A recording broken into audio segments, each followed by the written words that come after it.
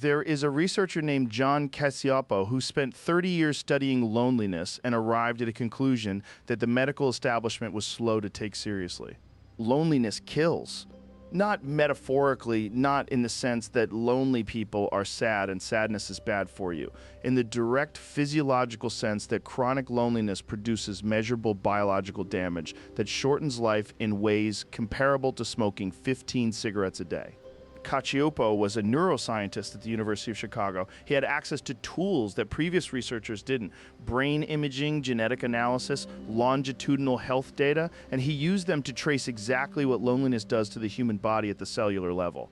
What he found was that loneliness activates a specific threat response in the body that is distinct from other forms of stress. The lonely brain perceives the social world as dangerous. It goes on alert. It becomes hypervigilant to social threat, scanning for rejection, for hostility, for signs that people cannot be trusted. And this state of chronic low-level threat activation does to the body what all chronic threat activation does. It inflames, it disrupts sleep, it suppresses immune function, it accelerates cellular aging, it raises cardiovascular risk. It does all of this quietly in the background while the person goes about their life feeling simply alone. The evolutionary logic is straightforward once you understand it. Humans are obligately social, not social in the way that some animals are somewhat social. Social in the sense that our survival across evolutionary history depended absolutely on group membership. A human separated from the group in the ancestral environment was a human in mortal danger. Predators, starvation, exposure, solitary humans died. The pain of loneliness is the alarm system for that danger. The same way physical pain signals tissue damage and motivates you to address it, social pain signals social disconnection and motivates you to address it. The pain is supposed to be temporary, a signal that drives you back toward connection. The problem is that in the modern world, the causes of loneliness are often structural and persistent in ways that can't be resolved by the individual actions the pain is designed to motivate. You can want connection desperately and still be structurally isolated. The alarm keeps ringing and nothing turns it off. The hyper-vigilance that chronic loneliness produces is self-reinforcing in a way that makes it particularly hard to escape. The lonely brain, primed to detect social threat, finds it everywhere. Ambiguous social signals get interpreted negatively. Neutral expressions read as hostile interactions that would register as ordinary to a non-lonely person, register as evidence of rejection or judgment. This isn't paranoia in the clinical sense, it's a calibration shift. The threat detection system running in a low-resource state defaults to assuming danger rather than safety, which makes the person more defensive, more guarded, less warm, which produces exactly the social responses that confirm the threat model. Loneliness makes you worse at the thing that would cure it. The illness degrades the capacity for its own treatment. Cacioppo identified what he called the loneliness loop. The lonely person, hypervigilant to threat, withdraws slightly from social interaction to protect themselves. The withdrawal reduces the quality and quantity of social contact. The reduced contact increases loneliness. The increased loneliness intensifies the hypervigilance. The cycle tightens. Breaking the loop requires something that feels counterintuitive, moving toward connection while the threat system is screaming that connection is dangerous, which is genuinely hard. Not a character failing. Neurologically hard. The loneliness epidemic is a phrase that started appearing in public health literature around 2018 and has only become more discussed since. In 2023, the U.S. Surgeon General issued an advisory calling loneliness a public health crisis. The statistics that prompted it were striking. Around half of American adults report measurable loneliness. The rates are highest among young adults, which contradicts the assumption that loneliness is primarily an elderly problem and among people who are heavily socially networked online but have few close relationships in person. That last finding is important. The number of social connections is not the variable that matters. The quality and depth of connections is. You can have 500 followers and feel profoundly alone. You can have 3 close relationships and feel completely supported. The loneliness research consistently shows that what protects against the biological damage is not social quantity, but felt connection, the sense of being genuinely known and cared for by at least some of the people in your life. The antidote is not complicated, but it is effortful. Cassioppo spent the last years of his life, he died in 2018, arguing for what he called a reorientation toward the other. Not just being around people, but genuinely attending to them. Curiosity about their inner lives, acts of service, the deliberate cultivation of the reciprocal attention and care that constitutes real connection. He wasn't describing a cure for acute loneliness so much as a practice that prevents chronic loneliness from taking root. The difference between people who move through difficult periods of isolation without lasting damage and those who don't appears to be partly whether they have practiced genuine connection enough that the capacity remains available. Connection is a skill. Like any skill, it atrophies without use and strengthens with practice. Right now, somewhere in your immediate geography, there are people sleeping. Not abstractions, actual specific people in actual specific beds. Some of them known to you, some strangers, all of them doing the same thing you're doing right now, the nightly surrender to unconsciousness, the body's demand for rest, the thing every human does every night regardless of everything else. That shared experience is real even when it's invisible. You're not the only one in the dark tonight. You never are.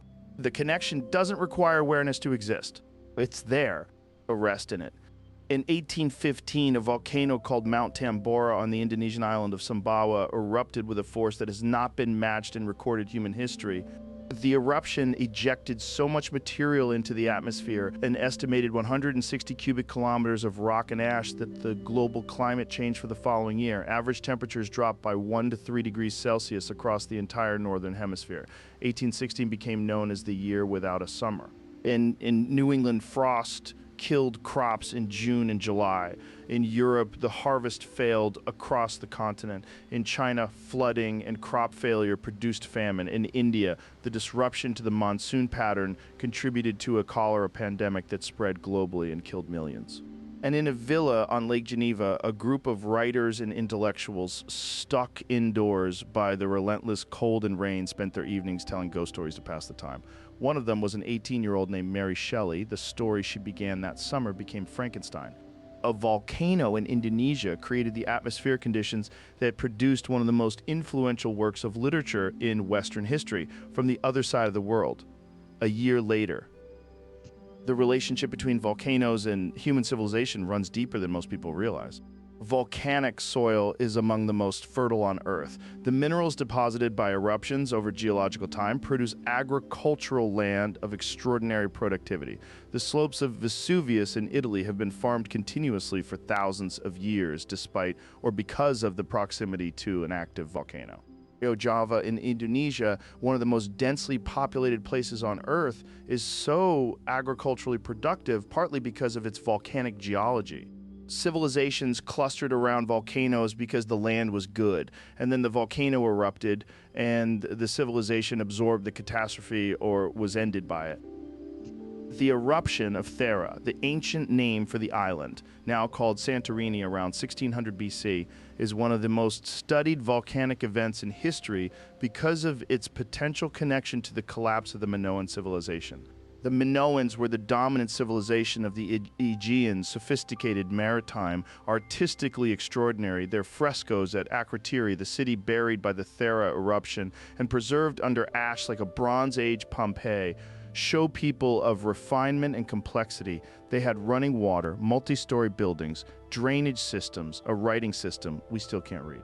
The Thera eruption was massive. Estimates suggest it was 4 to 8 times the energy of Tambora. The immediate destruction of the surrounding area was total. The tsunami generated by the collapse of the volcanic caldera would have devastated coastal settlements across the eastern Mediterranean. Whether this directly caused the collapse of Minoan civilization is debated. The timeline is complicated. The civilization didn't disappear immediately. But the eruption clearly disrupted something fundamental. Within a few generations, the Minoans were gone, absorbed or conquered by the Mycenaean Greeks, whose culture replaced them. A volcano may have ended the first great European civilization. Pompeii is the most famous volcanic catastrophe in Western history, and it's famous partly because of how perfectly it was preserved. When Vesuvius erupted in 79 AD, the city of Pompeii was buried under 4 to 6 meters of volcanic ash and pumice. The burial was so rapid and so complete that the city was sealed, buildings, objects, food, artwork, and people frozen in their last moments. The plaster casts of the victims are among the most haunting artifacts of the ancient world. When archaeologists found cavities in the ash, spaces where organic material had decomposed, they filled them with plaster. What emerged were the shapes of people in their last postures: a man covering his face, a family huddled together, a dog chained and unable to flee. These people died on an ordinary day, going about ordinary lives with no warning adequate to save most of them. The eruption that ended their world also preserved it. We know more about daily life in a Roman city from Pompeii than from almost any other source. The catastrophe became the archive. The year 536 AD is considered by some historians the worst year in human history, a mysterious fog, now understood to have been volcanic aerosols from an eruption in Iceland, blanketed the northern hemisphere for 18 months. Temperatures dropped dramatically, crops failed across Europe, the Middle East, and Asia. The resulting famine weakened populations across the hemisphere. Then bubonic plague arrived in 541 AD, the plague of Justinian, the first great plague pandemic. The weakened and malnourished populations had little resistance. The plague killed between 25 and 50 million people. The historian Michael McCormick has called 536 the beginning of one of the worst periods to be alive in human history, and it started with a volcano. Iceland sits on the mid-Atlantic ridge, the boundary between the North American and Eurasian tectonic plates. It is one of the most volcanically active places on Earth. Precisely because of this, the island is being built and rebuilt by ongoing eruptions. When Eyjafjallajökull erupted in 2010, it shut down European airspace for 6 days, not because the eruption was particularly large, because the jet stream carried the ash plume directly over the busiest air corridors in the world. 10 million travelers were stranded. The economic cost was estimated at $5 billion. A mid-sized eruption in Iceland disrupted the global economy for a week. Tambora-scale events happen every few centuries. The ground beneath you right now is not as solid as it seems. The tectonic plates are moving. Magma is circulating. The geological processes that have been reshaping this planet for 4 billion years are ongoing. Not urgently, not dangerously tonight, just continuing. The Earth doing what the Earth does. Patient, slow, indifferent to the small, warm lives on its surface. And those small, warm lives resting anyway. As they always have a rest now, the ground will hold. It always has. In 1843, a Scottish surgeon named James Braid watched a demonstration of what was then called mesmerism, a practice involving passes of the hands over the body to channel a mysterious magnetic fluid, and dismissed it as nonsense. Then he looked more carefully at the patients. Something was happening, not the magnetic fluid, not anything supernatural, but the patients were genuinely entering an altered state. Their responsiveness to suggestion was dramatically increased. Their perception of pain was reduced. Something real was occurring, even if the explanation was completely wrong. Braid spent the next decade studying what he'd observed. He coined the term hypnosis from hypnos, the Greek god of sleep, though he later regretted the name because hypnosis isn't sleep. He developed techniques for inducing the state. He documented its effects systematically. He was the first person to approach the phenomenon as a scientific question rather than a supernatural one, and the scientific question he opened has still not been fully resolved. The first thing to establish is that hypnosis is real. Not real in the sense of stage hypnosis, the entertainment spectacle where apparently hypnotized people bark like dogs or forget their own names, that involves a specific combination of social compliance, performance anxiety, and the self-selection of highly suggestible and theatrically willing participants. The stage show tells you something about human suggestibility, but not much about clinical hypnosis. Clinical hypnosis is a genuine, altered state that produces measurable changes in brain activity, subjective experience, and physiological response. Brain imaging studies show that hypnotic suggestions change what actually happens in the brain, not just what people report. When a hypnotized person is told to see color in a black and white image, the color processing areas of their brain activate. Not because they're pretending, because something about the hypnotic state allows suggestion to reach neural processes that are normally outside voluntary control. The most clinically useful application is pain management. Studies on hypnotic analgesia, pain reduction through hypnosis, are among the most robust in the field. Hypnotized patients undergoing painful medical procedures report less pain, use less medication, and show lower physiological stress indicators than control groups. The effect is large enough to be clinically significant in procedures ranging from burn wound debridement to childbirth to surgery. How it works is partially understood. The anterior cingulate cortex is involved in the unpleasant emotional aspect of pain, the suffering component as distinct from the sensory component. Hypnosis appears to reduce activity in this area without reducing the sensory signal itself. The pain is still being registered, but the experience of suffering is reduced. This is consistent with what hypnotized subjects report. Not that they can't feel anything, that they can feel it, but it doesn't bother them in the way it normally would. The sensation and the distress have been partially decoupled. Hypnotic suggestibility varies enormously between individuals. About 15% of people are highly hypnotizable. They enter deep hypnotic states easily, respond dramatically to suggestions, and have experiences they describe as genuinely involuntary. Another 15% are essentially non-hypnotizable. They can relax, but nothing much changes in terms of responsiveness to suggestion. The majority fall somewhere in the middle. Hypnotizability appears to be a stable trait that doesn't change much with practice or experience. It's associated with the ability to become deeply absorbed in experiences, to lose yourself in a book or film, to the point of genuine emotional response, to have vivid imagery, to slip easily into daydreaming. People who score high on absorption tend to score high on hypnotizability. It's also weakly heritable. Twin studies suggest a modest genetic component, which suggests it's a genuine neurological trait rather than simply a matter of willingness or belief. The question of what hypnosis actually is, what the mechanism is, what the altered state consists of remains genuinely contested. The sociocognitive theory says hypnosis is essentially a social performance. Highly motivated, compliant subjects behaving in ways consistent with their beliefs about what hypnosis involves. On this view, there's no special state, just unusually strong social influence.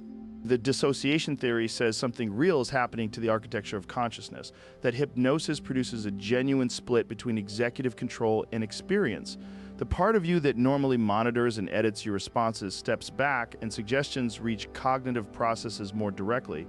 Both theories have empirical support. The field hasn't resolved the tension between them. Most contemporary researchers think the truth involves elements of both, that social factors and genuine neurological changes both contribute to what gets called hypnosis. False memory is the shadow side of hypnotic suggestibility. Hypnotized subjects are more likely to generate false memories when suggested. The same openness to suggestion that makes hypnosis useful for pain management makes it dangerous as a tool for memory retrieval.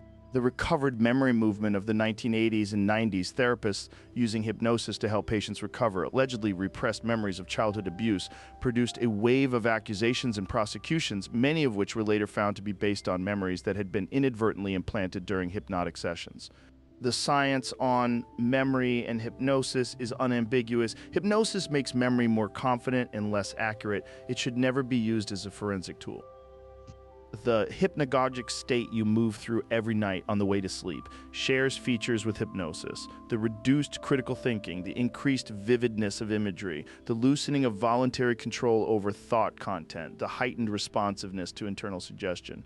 Some researchers think the hypnagogic state is the natural version of what hypnotic induction artificially produces, which means you're doing something like this every night. The executive steps back. The imagery becomes its own. The suggestions you carry into sleep, the last thoughts, the tone of the day, whatever is most present in your mind at the threshold, those suggestions have unusual access to where you're going.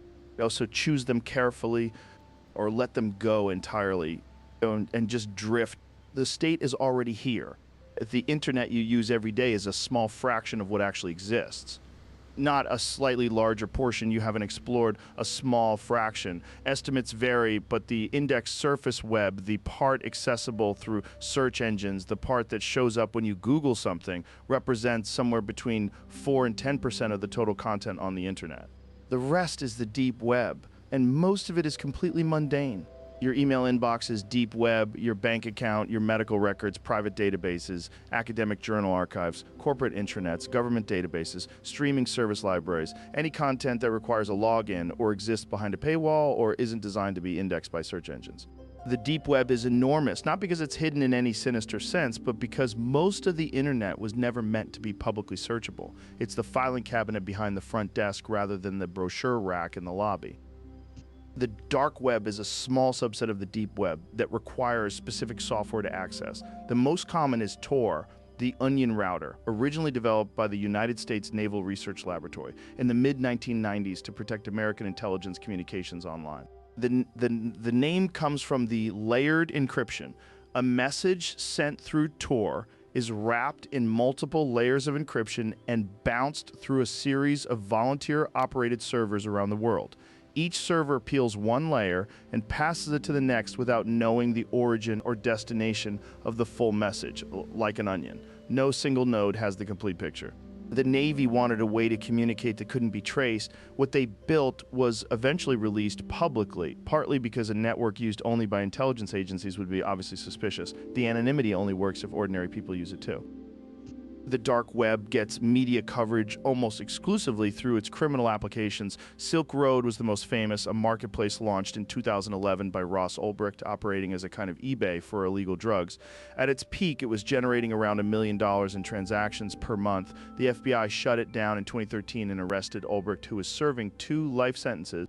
A Silk Road spawned successors: Alpha Bay, Hansa, Dream Market, a succession of marketplaces that got shut down, moved, reappeared. The cat and mouse dynamic between dark web markets and law enforcement has been ongoing for over a decade.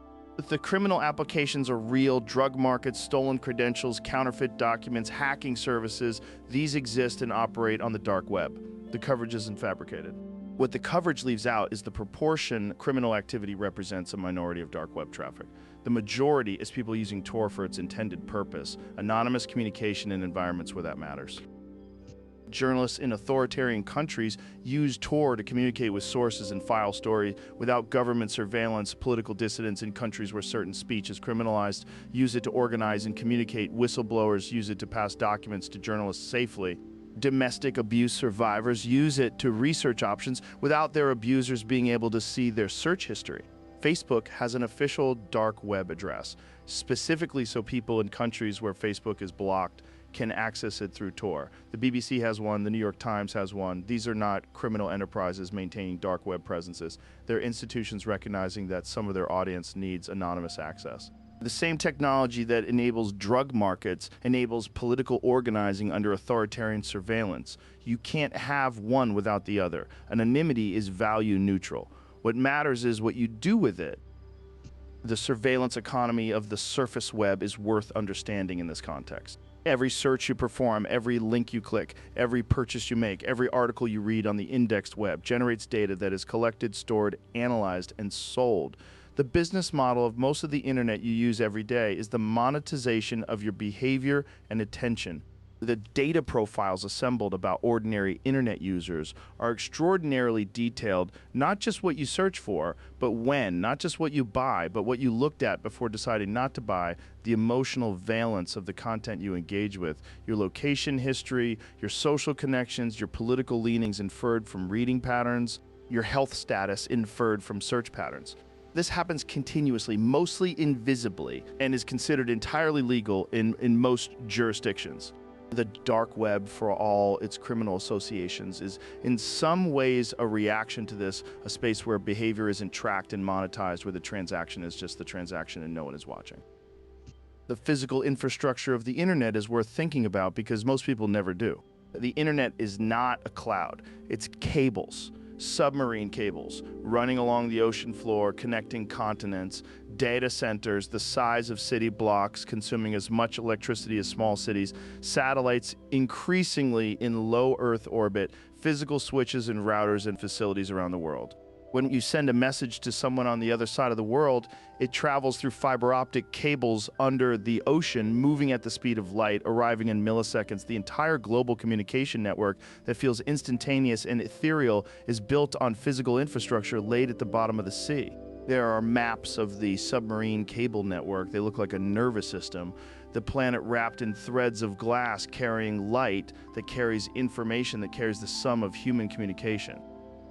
So right now, while you're lying here, that infrastructure is running, data moving at the speed of light under oceans, servers humming in climate-controlled buildings, the whole nervous system of the connected world operating in the background of your rest. You don't need to be part of it right now. You're offline in the only way that actually matters. Present here, quiet, the network will be there in the morning. So rest now. In 1978, a man named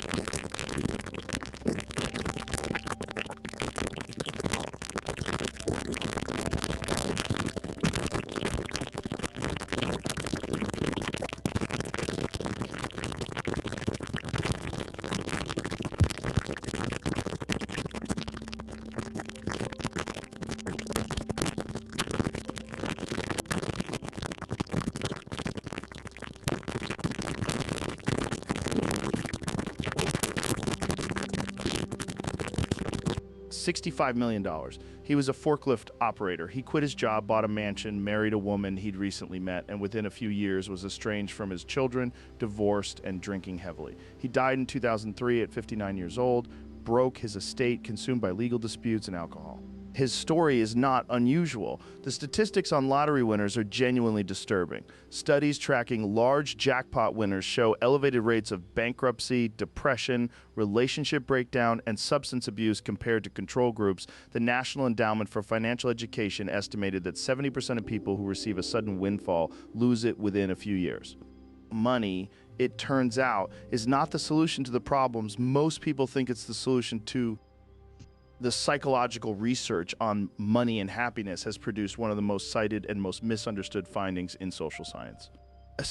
Scenario A 2010 study by Daniel Kahneman and Angus Deaton found that emotional well-being, day-to-day happiness, the quality of moment-to-moment experience stopped improving with income at around $75,000 annually above that threshold.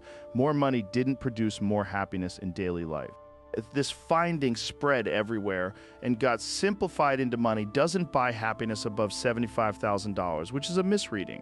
A 2021 study by Matthew Killingsworth at Wharton, using a much larger data set and a more sophisticated methodology, found that well-being continued to rise with income well above that threshold. Then a collaborative study between Killingsworth and Kahneman found that both were partially right. For most people, happiness rose continuously with income. But for a subset of unhappy people, it plateaued because their unhappiness had sources that money couldn't address.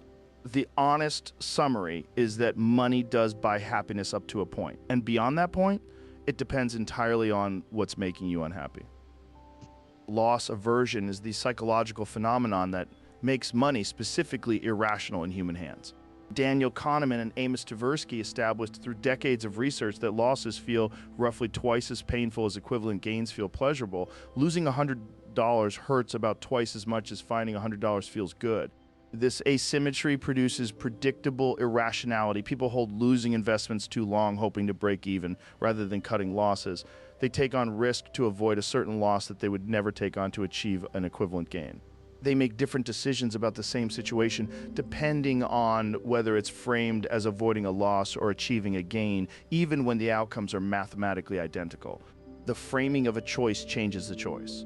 Not because people are stupid, because the emotional weight of losing is disproportionate to the emotional weight of winning in a way that systematic bias hard into human decision-making.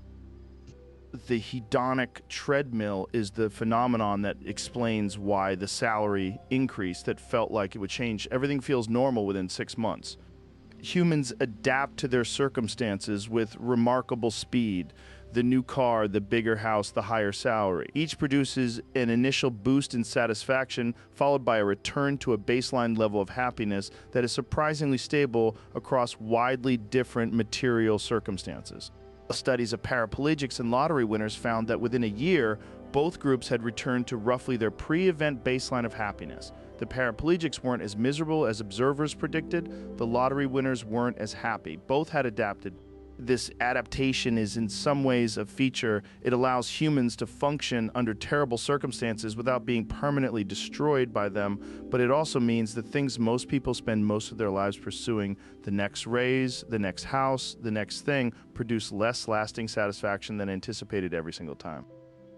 The social comparison problem is what makes wealth genuinely corrosive at scale. Robert Frank at Cornell has spent his career studying what he calls expenditure cascades, when the people at the top of the income distribution spend more on houses and cars and celebrations. It shifts the reference point for everyone below them. The upper middle class feels pressure to keep up with the wealthy. The middle class feels pressure to keep up with the upper middle class. The pressure cascades downward through the income distribution. The result is that across the income spectrum, people are spending more than is optimal for their actual happiness in order to maintain relative position in a race that can't be won because the top keeps moving. The anxiety isn't about absolute deprivation, it's about relative position. And relative position is a zero-sum game. Every winner requires a loser. Morgan Housel wrote a book called The Psychology of Money that makes an observation worth sitting with. He argues that financial success has less to do with intelligence or information than with behavior, and behavior around money is driven by individual psychology shaped by personal history in ways that have nothing to do with rational calculation. Someone who grew up in poverty during a depression has a different relationship to cash than someone who grew up comfortable during an expansion. Both relationships are rational given the experiences that shape them. Neither is objectively correct, and neither person fully understands why the other makes the choices they make. Money is personal in a way that financial advice rarely acknowledges. The optimal strategy on paper is not the optimal strategy for a specific human being carrying a specific history. Whatever your relationship to money is right now, whatever the anxiety or the ambition or the worry, it's downstream of things that happened long before you had any money to worry about. That's worth knowing. Not as an excuse, as a map. The map doesn't change the territory, but it helps you navigate it. Tonight, the territory is just this warm. Still, the financial world paused for a few hours. The numbers aren't changing while you sleep. So rest now. The morning will bring what it brings. Every autumn, a bird called the blackpoll warbler leaves the forests of northeastern North America and flies to South America. Not along the coast, not island hopping, directly over the open Atlantic Ocean, a nonstop flight of around 3,000 kilometers over open water with no landmarks, no rest, no food, no fresh water. The bird weighs about 12 grams, less than half an ounce. It flies for up to 3 days straight. When it arrives in South America, it has burned so much fat that it weighs roughly half what when it left. It does this twice a year, every year, without instruments, without maps, without GPS, without any technology whatsoever. And it finds its destination. The short answer is that birds use multiple navigation systems simultaneously, and scientists are still working out the details of all of them. The sun compass is the most straightforward. Birds can determine direction from the position of the sun combined with an internal clock that compensates for the sun's movement across the sky. This requires knowing the time, which birds do, with remarkable precision through circadian rhythms that are partly independent of external cues. The star compass is used at night. Young birds imprint on the rotation of the night sky during their first summer, the fixed point around which everything rotates, the celestial north. This imprinting happens during a critical developmental window. Birds raised in planetariums with an artificially rotated sky imprint on the wrong north and navigate incorrectly for the rest of their lives. Neither of these is the strangest part. A magnetoreception is the strangest part. Birds appear to have a magnetic sense, the ability to detect the Earth's magnetic field and extract navigational information from it. Not just a crude sense of north and south, but a map, the ability to determine position on the Earth's surface from the inclination and intensity of the magnetic field. The mechanism is still debated. 2 candidate systems have been identified. The first involves crystals of magnetite, a magnetic mineral found in the beaks of some birds. These crystals could, in principle, act like a compass needle, orienting to the magnetic field and providing directional information. The second is stranger. It involves a protein called cryptochrome found in the eyes of birds. Cryptochrome is involved in a quantum mechanical process, radical pair reactions, that is sensitive to magnetic fields. The magnetic field of the Earth influences chemical reactions in the bird's eye in a way that is theoretically detectable as a visual signal. The bird might literally see the magnetic field as a visual overlay on its normal vision. quantum mechanics in a bird's eye as a navigation tool. The European robin has been the primary subject of magnetic sense research. What the research has shown is that robins can detect magnetic fields with extraordinary sensitivity, fields far weaker than the Earth's field, but the sense is disrupted by radio frequency electromagnetic noise at specific frequencies. Robins kept near city electromagnetic interference show impaired magnetic navigation. Robins shielded from electromagnetic noise navigate normally. This suggests the cryptochrome mechanism is real. Radio frequency noise disrupts radical pair reactions in the way the theory predicts. The quantum mechanical compass is apparently being jammed by the electromagnetic environment of cities, which means migratory birds flying over major cities may be navigating in a kind of electromagnetic fog. Their systems weren't designed for another unintended consequence of electrification. The Arctic tern holds the record for the longest migration of any animal. It breeds in the Arctic during the northern summer and migrates to the Antarctic for the southern summer, then back a round trip of around 70,000 kilometers annually. Over a lifetime of about 30 years, an Arctic tern travels the equivalent of 3 trips to the moon and back. Following summer, always in summer, covering the entire length of the planet twice a year. With a brain the size of a walnut, bar-tailed godwits migrate from Alaska to New Zealand, 11,000 kilometers, nonstop, no land masses to cross, just the Pacific Ocean beneath them for 9 days of continuous flight. To prepare, their bodies undergo a remarkable transformation. The digestive organs, stomach, intestines, liver, kidneys, shrink by up to 50% in the weeks before departure. The organs they won't need during the flight are essentially cannibalized to fuel the flight itself. The flight muscles and fat stores are maximized.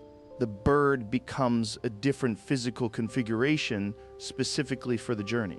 When they arrive, they rebuild, the organs regenerate over weeks of feeding at the destination. The body restructures itself for the task, grows back afterward, then does it again. What I find most extraordinary about bird navigation is what it says about the relationship between mind and environment. These birds are not reasoning about their navigation the way we reason about directions. They're not consulting an internal map consciously. They're embedded in the physical world in ways that go far deeper than human perception, reading magnetic fields, integrating star patterns, tracking the sun, feeling the wind, sensing barometric pressure changes.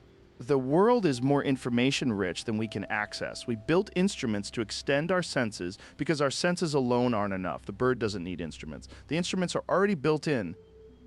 Go somewhere right now in the dark above, wherever you are, there are birds moving. Not sleeping, moving, following something you can't feel and can't see.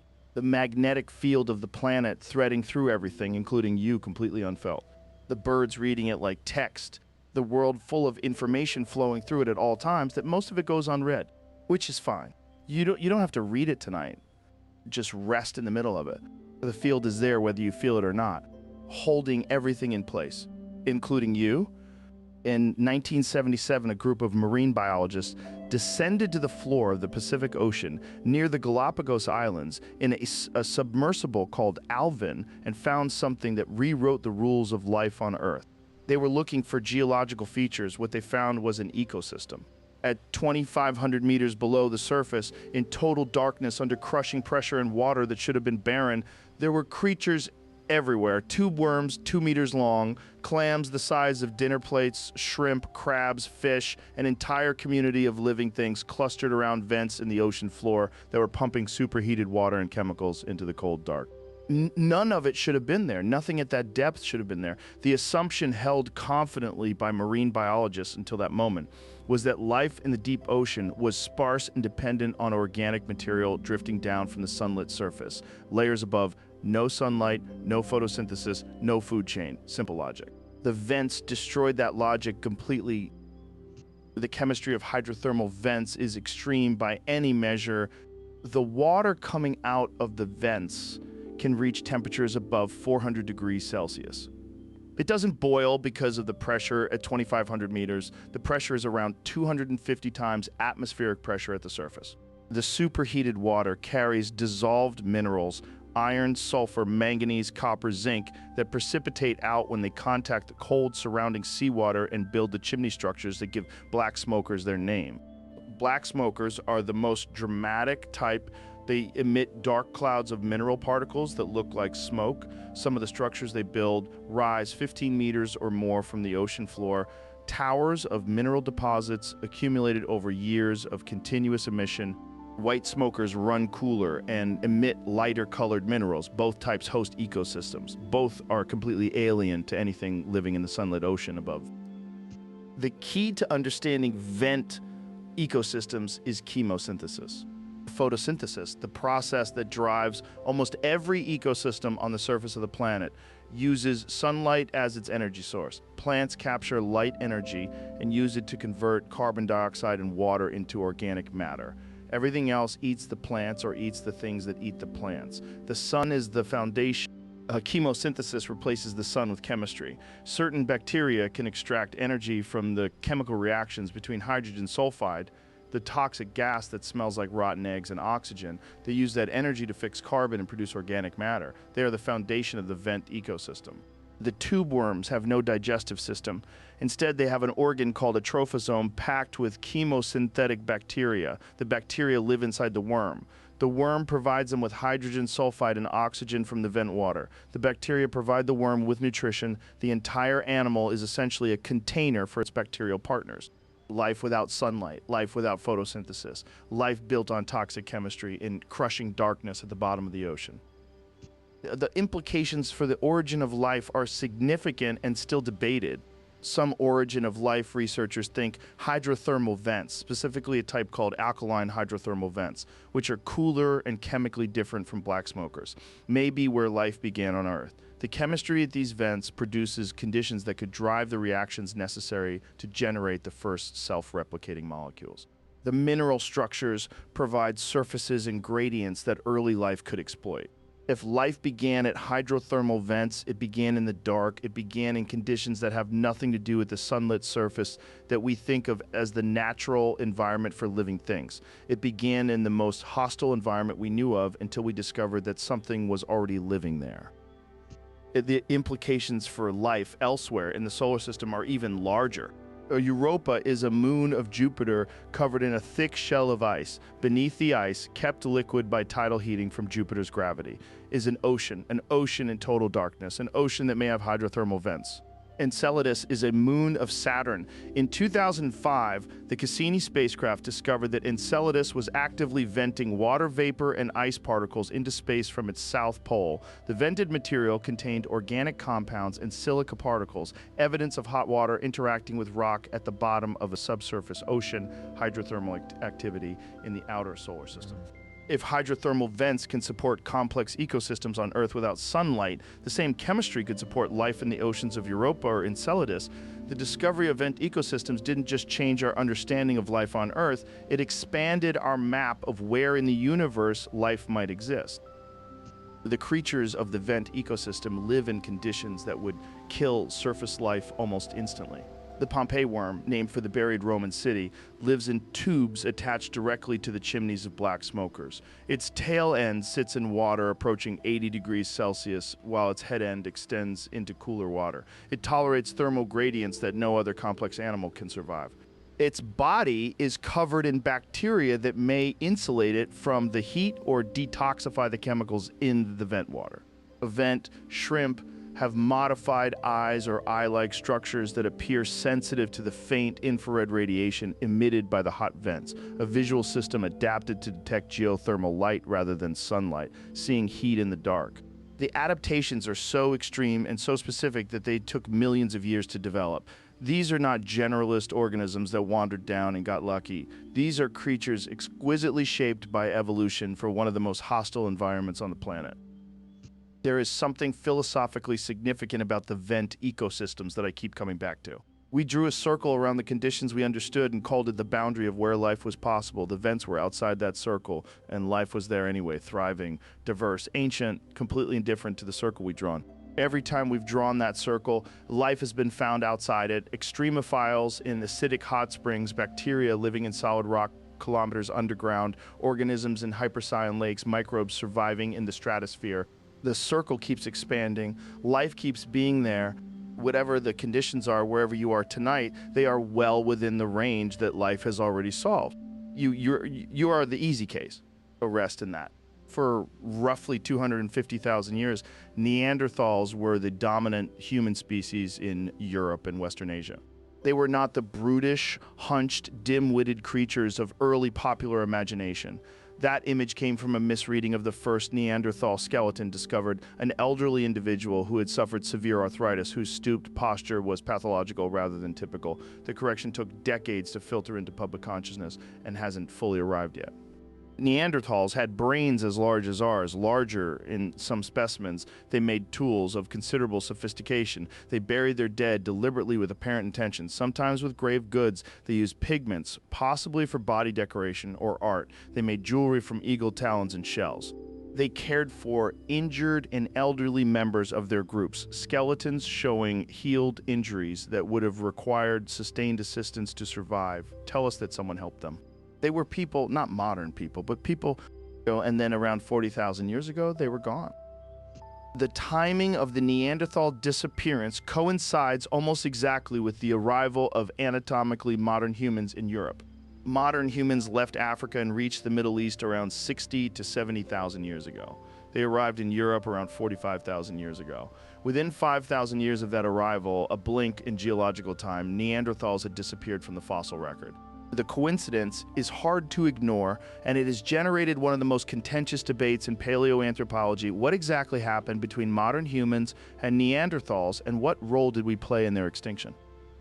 The violent replacement hypothesis holds that modern humans simply outcompeted and possibly killed Neanderthals directly. Superior weapons, superior social organization, superior cognitive flexibility. Modern humans pushed Neanderthals out of the best territories, reduced their food supply, and in some cases may have killed them directly.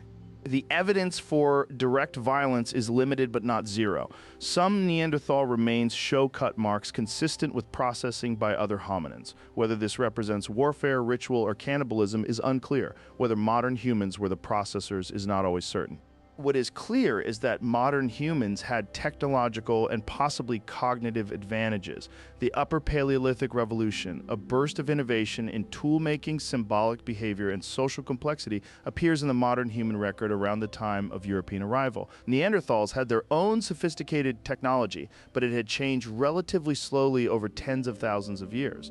The pace of modern human innovation was different. Interbreeding is now established fact rather than hypothesis.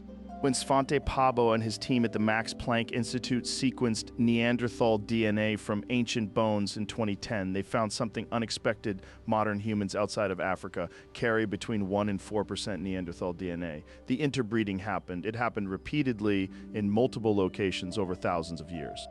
This changes the extinction story considerably.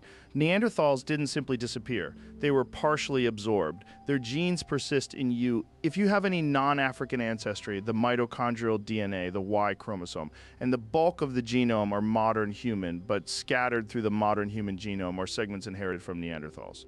Some of those segments are functional. Neanderthal genetic variants have been identified that affect immune function, skin and hair characteristics, and possibly disease susceptibility. We inherited useful adaptations from them, local adaptations to European and Asian environments that Neanderthals had developed over hundreds of thousands of years of living there.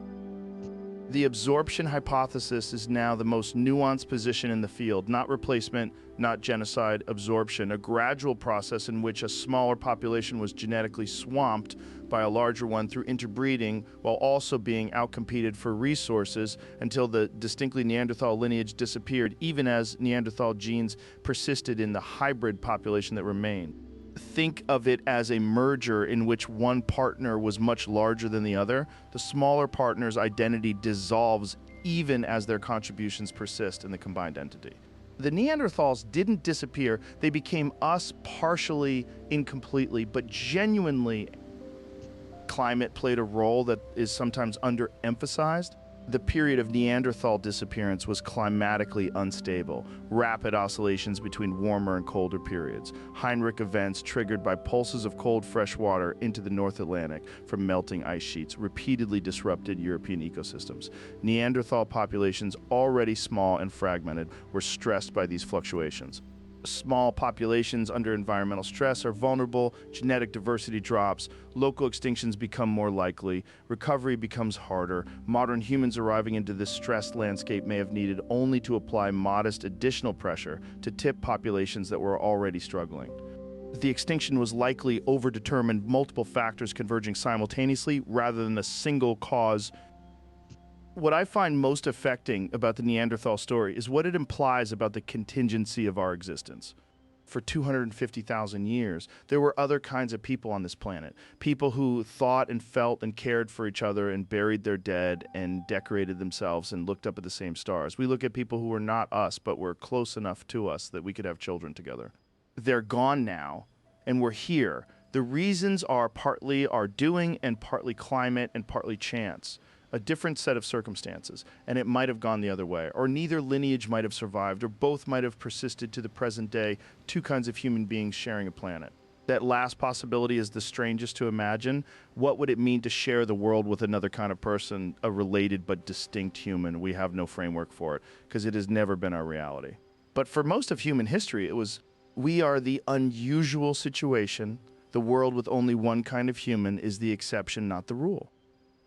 Somewhere in your genome tonight, there are fragments of people who lived in Ice Age Europe, who looked at the same moon, who buried their dead and cared for their injured and felt something when they did, who are gone now, but not entirely.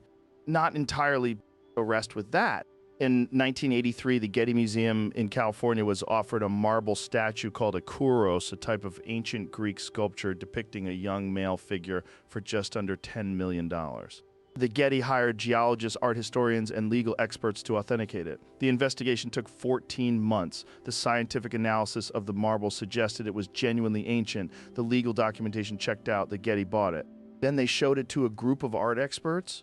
Several of them reported an immediate visceral reaction. Something was wrong. Federico Zeri, an Italian art historian, said he felt a vague unease when he looked at the statue's fingernails, specifically Evelyn Harrison, one of the world's leading experts in Greek sculpture, looked at it and said, "I'm afraid something's wrong with it," before she could articulate why.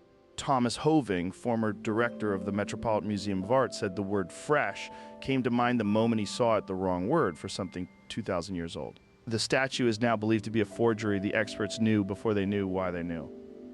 That experience, knowing something before you can explain your knowledge, is what people mean when they talk about intuition. And it is more real, more studied, and more useful than its reputation in rationalist circles suggests.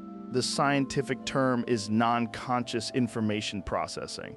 The brain is taking in and processing vastly more information than conscious awareness can handle. The conscious mind is the bottleneck. Beneath it, pattern recognition systems are running constantly, comparing incoming information against stored experience, flagging anomalies, generating signals that rise into consciousness, not as articulate conclusions, but as feelings. The feeling that something is wrong, the feeling that this person can't be trusted, the feeling that this is the right decision, even though you can't explain why. These feelings are not irrational noise. They are the output of cognitive processing that simply hasn't been made verbal yet.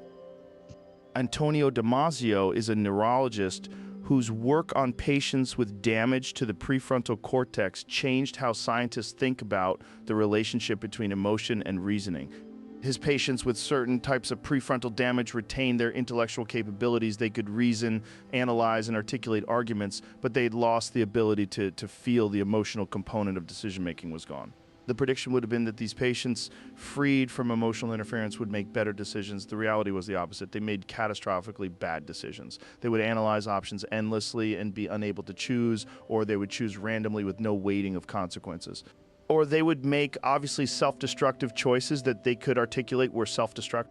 Damasio called his theory the somatic marker hypothesis. The body generates physiological signals, subtle changes in heart rate, gut sensation, muscle tension that tag options with emotional valence based on prior experience. These somatic markers guide decision-making by pre-weighting options before conscious deliberation begins. Without them, decision-making breaks down. The gut feeling is not separate from rational thought. It is the foundation rational thought rests on. Gary Klein spent decades studying decision-making in experts under pressure. Firefighters, military commanders, chess players, intensive care nurses. What he found was that experts in high-pressure situations rarely deliberate in the way that classical decision theory predicts. They don't generate a list of options and evaluate each one systematically. They recognize the situation as a type they've encountered before or a variation of a type and generate a response based on that recognition. The recognition happens fast, below conscious awareness, and arrives as what feels like an immediate sense of what to do. Klein called this recognition prime decision making. What it requires is pattern libraries built through thousands of hours of experience that allow rapid matching of current situations to stored examples. Expert intuition is not magic, it is compressed experience. The chess grandmaster who looks at a board and immediately senses that something is wrong is not reading minds. They have seen hundreds of thousands of positions. The current position activates patterns. The patterns generate a feeling. The feeling is usually right because it's based on genuine signal. The caveat is important though. Intuition is only reliable in domains where there's genuine regularity to learn, where feedback is clear and relatively rapid, where patterns exist to be detected.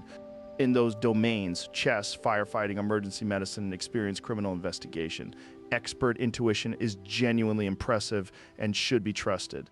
In domains where the environment is irregular, where feedback is slow or absent, where outcomes depend heavily on luck, stock picking, long-range political forecasting, predicting individual behavior from personality, intuition is no more reliable than chance, and often less reliable because it feels like it's based on something. The problem is that intuition feels the same whether it's coming from genuine expertise or from bias and wishful thinking. The feeling of knowing is not itself evidence of knowledge. So sleep is when intuition gets built. The consolidation of experience into usable pattern libraries happens during sleep. Memory is not simply stored during waking hours and left alone. It is actively processed during sleep, sorted, integrated, connected to existing structures, stripped of irrelevant detail, and compressed into general patterns. The insight you wake up with, the solution that appears in the morning to a problem that was intractable the night before, the dream that reframes something you'd been seeing wrong. These are not mystical. They are the output of the night's consolidation work rising into consciousness. Sleep is when the gut feeling gets built. The night is when experience becomes intuition. Whatever you're working through right now. Whatever decision is sitting unresolved, whatever situation is asking more of your conscious mind than your conscious mind currently has. Leave it for the night. Not because it doesn't matter, because the processing that needs to happen doesn't require your attention. It requires your absence. The night shift is about to start. It works better when you're not watching. So rest now. Let it work. In the winter of 1348, a Genoese trading ship docked at the port of Messina in Sicily, carrying sailors who were either dead or dying. The sailors had black swellings at the groin and armpit, some the size of an egg, some the size of an apple, that oozed blood and pus. They had fever, they had delirium, they had a smell that witnesses described as unbearable. The port authorities ordered the ships out of the harbor immediately. It was already too late. Within months, the Black Death had spread across the Italian peninsula. Within 3 years, it had reached most of Europe. By the time it subsided, it had killed between 30 and 60% of the European population, somewhere between 25 and 50 million people in 3 years. No event in recorded history has killed a higher proportion of a population in a shorter time. Not war, not famine, not any other disease. The Black Death is in a category by itself, and it changed everything. The immediate social effects were catastrophic in ways that go beyond the body count.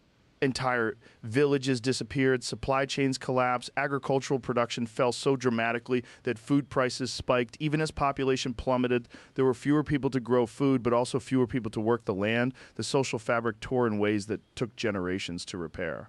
The psychological effects were profound. The randomness of who died, the devout alongside the sinful, the wealthy alongside the poor, the young alongside the old, undermined the theological frameworks that medieval Europeans used to make sense of suffering. If God was just an omnipotent, why were the good dying alongside the wicked? The question didn't have a good answer. The absence of a good answer eroded institutional authority in ways that took decades to become visible. The Catholic Church lost enormous credibility. Priests died like everyone else. Prayer didn't work. The Church's inability to explain or prevent the catastrophe opened space for the religious skepticism and reform movements that would eventually produce the Protestant Reformation 2 centuries later. The Black Death didn't cause the Reformation directly, but it loosened the ground. The labor shortage produced by the death of a third of the population had economic consequences that reshuffled European society.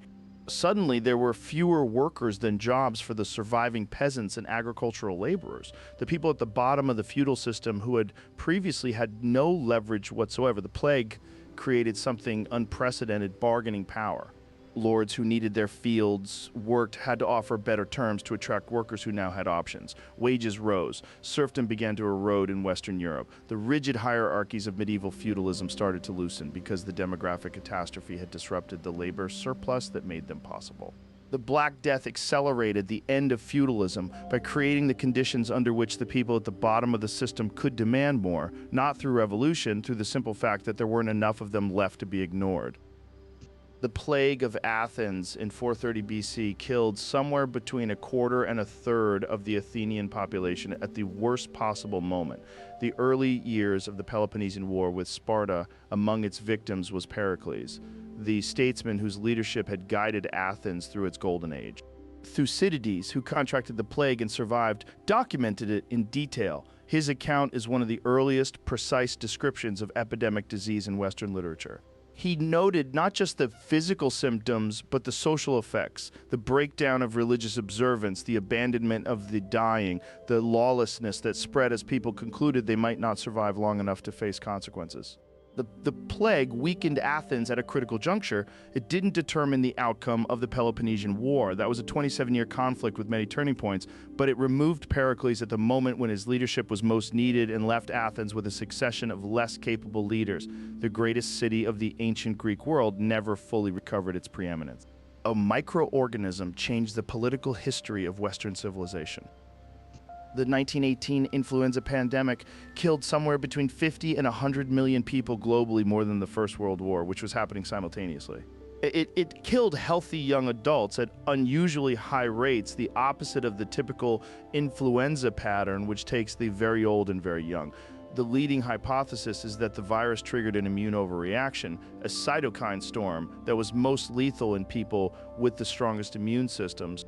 It may have influenced the end of the war. German forces launched a major offensive in spring 1918 that initially succeeded. Then influenza swept through the German army with devastating effect. The offensive stalled. The German military leadership, already under pressure, lost confidence. The armistice came in November. Though virus may have shortened the First World War, the consequences of a different armistice timeline, a longer war, a different peace settlement, a different post-war political landscape are impossible to calculate, but certainly significant.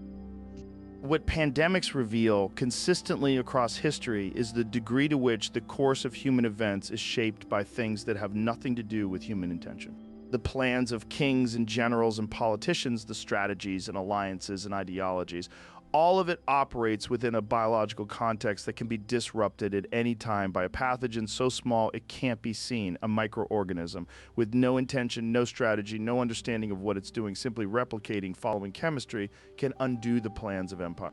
It's a useful corrective to the human tendency to see history as primarily a story about human choices. It is that, but it's also a story about weather, about geology, about the movements of animal populations, about viruses jumping species at a market somewhere and spreading before anyone understands what's happening. We are actors in a much larger system than we usually acknowledge. Tonight, that system is quiet. The biological world going about its business at scales too small to see and too large to comprehend simultaneously. You're in the middle of it. Warm, breathing, the immune system, doing its continuous work without your attention or assistance. It has been doing this your entire life. It will do it tonight. Rest and let it